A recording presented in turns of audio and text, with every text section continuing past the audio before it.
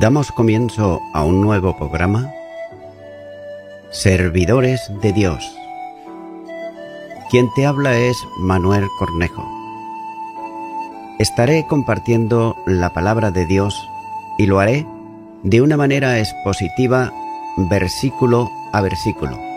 Y en esta ocasión será en el Evangelio de Juan, capítulo 8 y versículo 23, donde dice: Y les dijo: Vosotros sois de abajo, yo soy de arriba. Vosotros sois de este mundo, yo no soy de este mundo. A la respuesta burlesca de los judíos, respondió Jesús. Nótese que el verbo está en imperfecto, que expresa un hecho realizado que continúa, cuando dice decía, lo que supone algo que Jesús decía a menudo.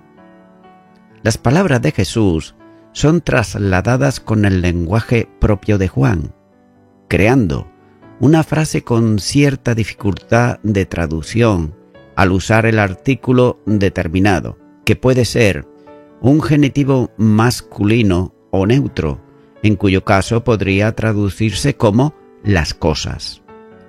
Jesús está formando un contraste entre lo que es de abajo y lo que es de arriba. Pero anteriormente hizo una referencia a estos dos mundos, cuando dice, en Juan capítulo 3, versículo 31, el que de arriba viene es sobre todos, el que es de la tierra es terrenal, y cosas terrenales habla. Y ahora Jesús apela al mismo contraste. Los judíos, ellos se burlaban de sus palabras, y estaban además en contra de él. Procuraban ellos matarle a Jesús porque ellos eran de abajo, es decir, terrenales. Mientras tanto, él procedía del cielo, por tanto era celestial, esto es, de arriba. Ambas posiciones son contrarias, opuestas y antagónicas. Aquellos no habían nacido de arriba, como dice Juan capítulo 3 y los versículos 3 y versículo 5. Por tanto, no pueden estar en un lugar a donde él iba, ya que aquellos manifestaban claramente su procedencia por su forma de pensar y también de hablar. Les dice Jesús que morirían en sus pecados, porque la condenación es que la luz vino al mundo, y los hombres amaron más las tinieblas que la luz, porque sus obras eran malas, como dice Juan capítulo 3 y versículo 19. Jesús es la luz del mundo. Aquellos procuraban apagar esa luz para que sus obras no sean reprendidas, como dice Juan capítulo 3 y versículo 20. Téngase en cuenta que las dos formas de vida parten de dos principios distintos. Los judíos, a pesar de su religiosidad, tenían el corazón endurecido y contrario a todo el pensamiento celestial, porque eran de este mundo. Toda esa forma de actuar está asentada en su modo mundano de pensar, tal vez mejor, en su modo mundano de ser, como podemos observar en Juan capítulo 3, versículos 18 al 20, capítulo 5, versículo 38 y capítulo 7, versículos 17 y 18. Este mundo es un orden establecido de oposición a Dios, y siendo por tanto terrenal, es decir, de abajo, se opone a todo lo que es celestial, de arriba. El mundo entero está bajo el maligno, como dice la primera carta de Juan, capítulo 5 y versículo 19, que como príncipe del poder del aire se opone al Rey de Reyes y Señor de Señores. Por tanto, el príncipe de este mundo, a ser el Señor de los incrédulos, estos judíos no solo eran de este mundo, con una disposición terrenal, sino de mucho más abajo del mismo infierno, con disposición infernal. El reino de Cristo no es de este mundo, como dice Juan capítulo 18 y versículo 36. El ser o no ser de este mundo es un tema continuado en el Evangelio de Juan. Jesús, que no es de este mundo, vino al mundo y vino para salvar a los que pertenecen por naturaleza al mundo, como dice Juan capítulo 17 y versículos 14 y versículo 16. Continúo ahora con el versículo 24, donde dice: Por eso os digo que moriréis en vuestros pecados, porque si no creéis que yo soy, en vuestros pecados moriréis. Reitera la aseveración que había formulado antes en el versículo 21, de que todos aquellos morirían en sus pecados. Aquí cambia el singular pecado por el plural. No solo se trata del pecado general propio del hombre natural, sino de los muchos pecados que individualmente se cometen y que acarrean la condenación divina a causa de la transgresión de su voluntad. Nótese que cada uno de aquellos tenía el pecado de rechazar a Cristo, como el enviado de Dios, el Mesías, el Salvador del mundo, pero además los otros pecados expresados de distintas formas. Una de las más tremendas era el espíritu homicida que había llenado sus corazones y que los disponía a buscar la muerte de Jesús. En aquella condición, si morían, ellos se iban a condenar a perpetuidad, sin posibilidad de solución. La única forma para evitar el juicio era y sigue siendo en el día de hoy creer en Jesús. Y aquí Jesús usa una frase sumamente precisa cuando dice: si no creéis que yo soy. Es una expresión condicional, negativa a la tercera clase, unida al auristo de subjuntivo creéis. Lo más interesante es que en el discurso indirecto el verbo ser, en la forma del presente de indicativo yo soy, no tiene predicado. Este debiera suponérsele, pero ¿cuál? Acaba de decir yo soy de arriba, pero también insistía con yo soy enviado del Padre. En otras ocasiones dice que hasta 7 veces yo soy la luz del mundo, yo soy el pan de vida, etc. Cualquiera de estos predicados valdría.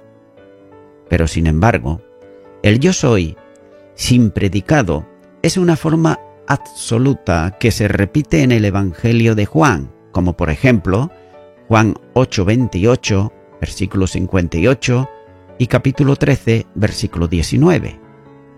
Además, esta expresión se usa también en la 70, en lugares donde Dios habla y se presenta de esta manera, como por ejemplo en Deuteronomios capítulo 32, versículo 39 e Isaías capítulo 43 y versículo 10. En la presentación que hizo Moisés se define como yo soy el que soy y añade el yo soy me envió a vosotros, como dice Éxodo capítulo 3 y versículo 14. La demanda es a creer en la deidad de Jesús. Este debe ser el sentido interpretativo en el pasaje, puesto que en el mismo contexto inmediato aparece claramente referido a su eterna condición, cuando dice antes que Abraham fuese, yo soy. Versículo 58. Ante este yo soy, se puede complementar con todos los predicados relativos a la deidad que aparecen en el Evangelio, como el Verbo, el ungido del Padre, el Hijo del Hombre, el Salvador del mundo, pero no es necesario, porque el Yo Soy es suficiente para comprender todos cuantos predicados se pudieran usar.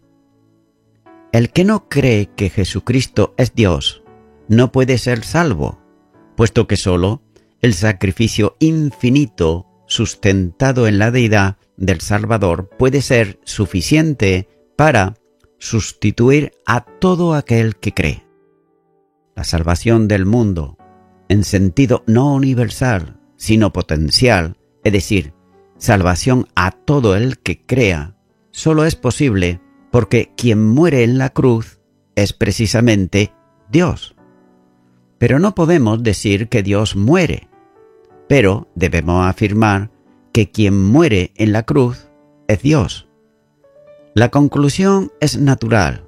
No creer conlleva aparejado morir en los pecados, es decir, enfrentarse a la condenación que Dios estableció para el pecado del hombre.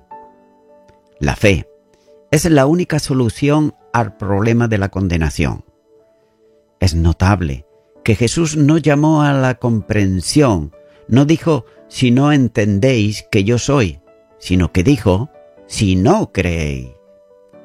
Entender la deidad de Jesucristo puede resultar difícil y en algunas cosas escapa a la comprensión racional del hombre. Pero no así la fe, que viendo a Cristo descansa plenamente en Él, aceptando el regalo de la gracia de Dios, que es el perdón de los pecados y la vida eterna. Continúa ahora con el versículo 25, donde dice: Entonces le dijeron, ¿tú quién eres? Entonces Jesús les dijo, lo que desde el principio os he dicho. Los judíos insistían en preguntarle, posiblemente habían entendido el contexto que comportaban las palabras de Cristo y además buscaban sorprenderle en alguna para acusarle ante el Sanedrín. Y hasta es posible que intentasen con insistencia que él afirmase su deidad delante de todos. Puede también entenderse como una frase despectiva, que más o menos sería: ¿tú quién te crees que eres para hablar de este modo? Cristo da una respuesta que resulta un tanto ambigua. Las palabras de Jesús comienzan haciendo alusión al principio y que podría traducirse como desde el principio, pero la construcción gramatical sería de este modo, la única vez que aparece en el Nuevo Testamento. Es decir, que sería la única vez que se usa esta construcción como función adverbial. Y esa es la razón por la que algunos entienden que es equivalente a para empezar, o en primer lugar, otros la traducen como ante todo. Pero para usarla de este modo es necesario acomodar lo que sigue, como si se tratase de una expresión de acusación, cuando dice, ante todo, ¿por qué os hablo? La idea más consecuente sería, enteramente lo que os he dicho al principio, es decir, lo que dije antes es lo que estoy diciendo ahora. De modo que, trasladada de este modo, la frase es clara. No varió lo que Jesús dijo de él desde el principio del ministerio y lo que está diciendo ahora. Condicionada, la frase por la locución adverbial ingresiva, soy lo que os digo desde el principio. En esta respuesta está también un aspecto de reproche, ya que la pregunta es superflua, porque quieren oír lo que continuamente estaba diciendo sobre quién era él. Nótese que aquellos eran ciegos espirituales por naturaleza y por condición personal. No merecían que Jesús perdiese un instante más con ellos. Todo cuanto dijese era echar perlas a los cerdos, como dice Mateo capítulo 7 versículo 6. 3 años de ministerio y de hacer señales prodigiosas no han servido de nada a quienes se niegan a entender quién era Jesús.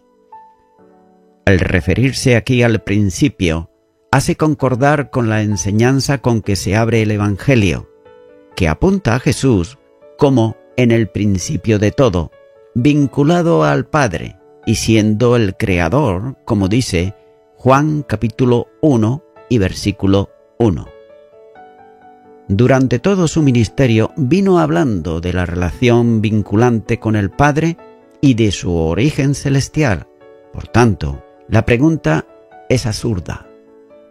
Aquellos debían de entender a lo que estaba diciéndoles desde el principio, tanto con sus palabras como también con sus obras. Continúo ahora con el versículo 26, donde dice: muchas cosas tengo que decir y juzgar de vosotros, pero el que me envió es verdadero, y yo, lo que he oído de él, esto hablo al mundo. En la primera parte del versículo, Jesús afirma que tiene muchas cosas que decir y juzgar acerca de los judíos. Todo lo que él tiene que decir de ellos constituirá el elemento válido en el juicio donde serán juzgados. Jesús es constituido juez universal y por tanto lo que él tiene contra ellos será presentado en el juicio. Ese es el momento adecuado para poner delante todas las cosas que tendría que decir en aquel momento. En la segunda parte dice que limita su actuación y cuando habla a lo que ha oído del que le envió, esto es, del Padre, aunque tenía otras muchas cosas que decir, se circunscribe a lo que oyó del Padre, tanto sus palabras como el juicio que emite, que es válido, porque en ellas y en él está identificado el Padre. Poco antes los judíos le acusaron de su testimonio, que no era válido, porque testificaba de él mismo. Aquí demuestra que cuanto testificaba era auténtico, válido y además verdadero, porque así es el que le envió. Por tanto, si habla lo que de él oye, el testimonio suyo es verdadero. Además, el mensaje que tenía no era para un grupo limitado de personas, más concretamente para aquellos con los que estaba hablando, sino que tiene un alcance universal, es decir, para todo el mundo. Anteriormente, en el Evangelio, se dice que Jesús, a quien Dios había enviado, hablaba las palabras de Dios, como dice Juan capítulo 3 y versículo 34.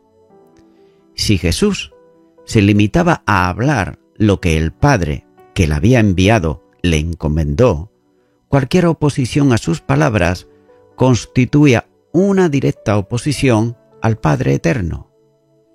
El juicio con que serán juzgados tiene que ver con la rebeldía de no haber recibido el testimonio que el Padre había dado acerca de Jesús, como dice Juan, capítulo 5 y los versículos 36 al 38. Continúa ahora con el versículo 37, donde dice: pero no entendieron que les hablaba del Padre. Jesús hablaba de su relación con el Padre y les hablaba de Dios como Padre suyo, pero ellos no entendían. Esto sí, oían las palabras, comprendían el significado literal, pero ignoraban la relación paterno-filial que expresaban. Además, aquellos negaban que Jesús fuese enviado por Dios. Por tanto, no entendían la dimensión de la enseñanza de Cristo. Continúa ahora con el versículo 28, donde dice: Le dijo pues Jesús: Cuando hayáis levantado al Hijo del Hombre, entonces conoceréis que yo soy, y que nada hago por mí mismo, sino que según me enseñó el Padre, así hablo. Juan añade las palabras que siguen y que Jesús dijo a los judíos. La referencia a levantar al Hijo del Hombre es clara alusión a la crucifixión. Para Juan, la cruz, como se ha dicho anteriormente, no es una tragedia de la vida de Jesús, sino la definitiva exaltación del Verbo encarnado, a la que sigue su resurrección y glorificación. Por tanto, hay una doble proyección, la de la muerte y glorificación del Hijo del Hombre. La cruz es la expresión suprema de la obediencia al Padre y la puerta a la gloria. El siervo sería exaltado, como proféticamente se había anunciado en Isaías capítulo 52 y versículo 13. Les había dicho a sus enemigos que él obraba y hablaba conforme a lo que el Padre le había encomendado y a lo que de él había oído.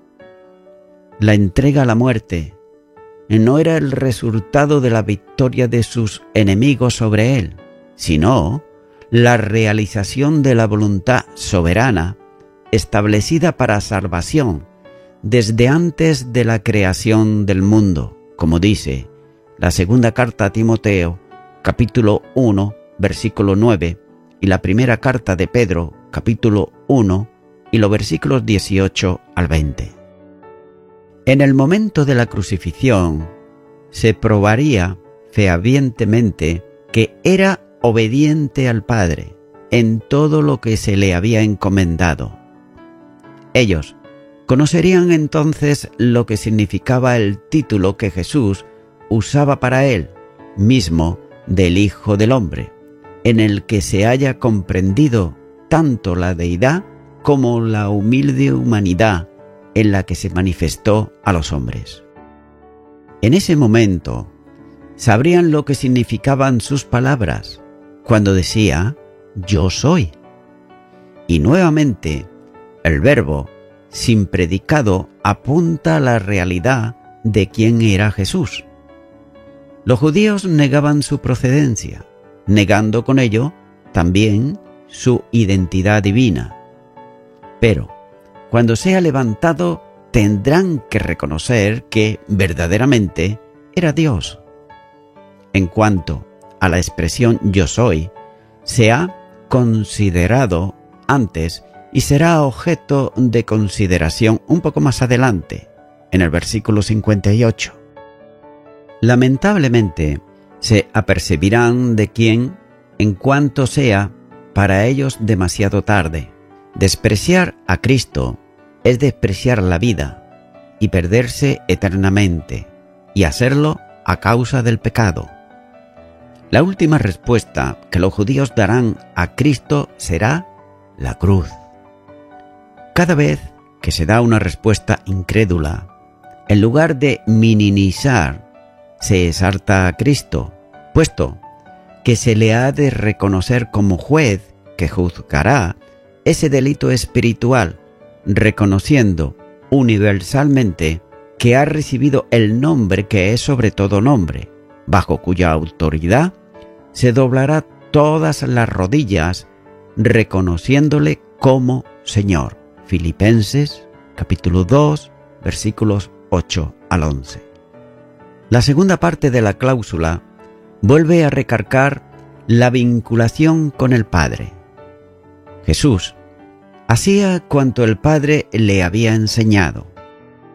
No realizaba nada que naciese de él mismo, desvinculado del Padre, sino en plena identidad con él. Las obras de Jesús eran, por tanto, obras del Padre, que le había enseñado y que el Hijo realizaba, no por servicio, sino por expresión del Padre, revelando al mundo mediante su ministerio tanto por sus obras como por sus enseñanzas. Continúo ahora con el versículo 29, donde dice: porque el que me envió conmigo está, no me ha dejado solo el Padre, porque yo hago siempre lo que le agrada. Una afirmación concreta. Aquel que le había enviado estaba con él. Es una relación eterna que se hace realidad también en el plano de la humanidad de Jesucristo. La posición trinitaria se traslada a la experiencia humana del Verbo encarnado, porque nunca fue interrumpida. Quiere decir que es tan Dios en los cielos como lo es también en la tierra. La soledad del Hijo no es posible, puesto que eternamente está en comunión y compañerismo con el Padre y el Espíritu. Es verdad que en un misterioso momento se producirá una situación especial en la que será abandonado del Padre, no por su pecado, sino por el nuestro, para que pueda hacer la obra expiatoria en la cruz. Pero, ni aun así, el Padre deja de engendrar al Hijo y éste de ser engendrado por él. Lo que es una operación ad intra se manifiesta ad extra en la realidad humana del Hijo del Hombre. Dios, el Padre, nunca desamparó a su Hijo, incluso en el momento crucial en que dice sobre la cruz: Dios mío, ¿por qué me has desamparado? Mateo, capítulo 27, versículo 46, y Marcos, capítulo 15, versículo 34. No supone una contradicción con la afirmación del versículo, puesto que el Padre no lo desamparó por ser desobediente o pecador, sino por ser nuestro sustituto, como dice la segunda carta a los Corintios, capítulo 5 y versículo 21. Jamás hizo nada que fuese desagradable a los ojos de Dios. Sigue diciendo este versículo: no me ha dejado solo el Padre, porque yo hago siempre lo que le agrada. La declaración de la íntima comunión vuelve a ser expresada mediante una referencia a la cuarta en el discurso, en que se habla de ser enviado o del que le envió. Las palabras que siguen expresan la razón por la que nunca está solo, porque no es ni puede ser abandonado por el Padre, cuando dice: porque yo hago siempre lo que le agrada. No podía ser menos, puesto que lo que hacía lo había visto hacer al Padre. Lo que enseñaba se ajustaba a lo que el Padre le había encomendado. No era algo ocasional o mayoritario, sino definitivo. Él hacía siempre en todo momento y en todo lugar lo que era de agrado del Padre.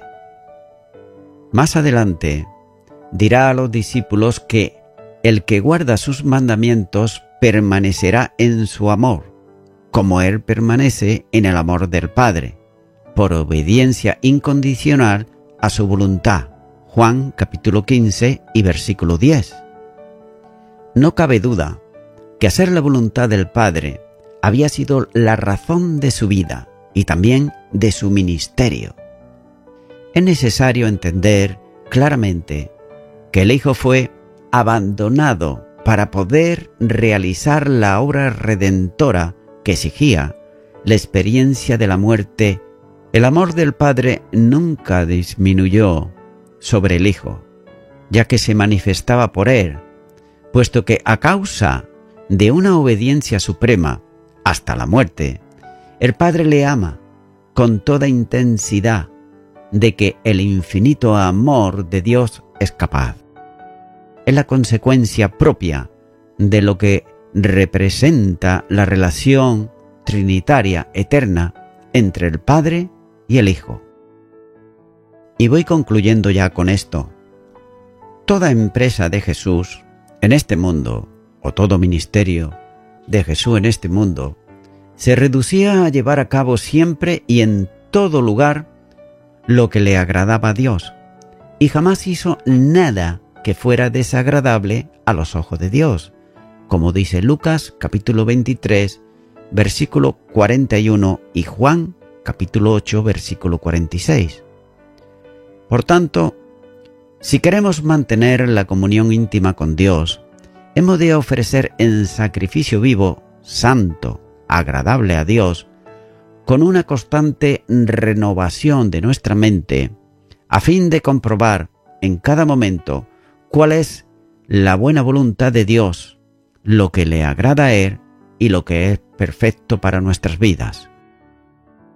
Estimado y estimada oyente, humanamente hablando, es imposible que el hombre y la mujer, por sus obras o propias capacidades, puedan agradar a Dios. Pero sí pueden agradar a Dios cuando el hombre y la mujer es dirigido por el Espíritu Santo de Dios.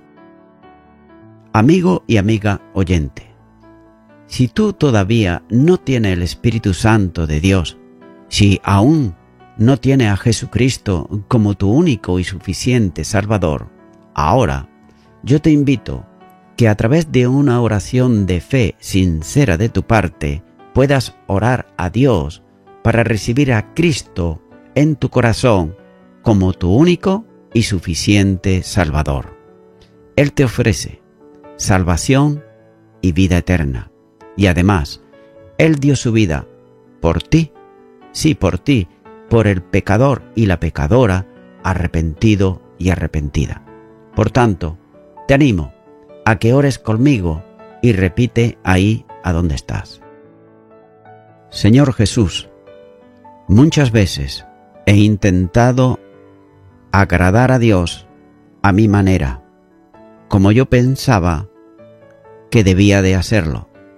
Pero tu palabra me enseña en el día de hoy que primero he de ser dirigido y dirigida por tu Espíritu Santo. Por ello, en este momento, yo te pido perdón por todos mis pecados. Me arrepiento de ellos. Te recibo en mi corazón, Señor Jesucristo, como mi único y suficiente Salvador. En el nombre de Jesús. Amén. Amigo y amiga oyente, si tú has hecho esta oración de corazón, te recomiendo que comiences a orar a Dios, en primer lugar, en el nombre del Señor Jesucristo. Orar a Dios no es rezar, sino que es hablar con una persona.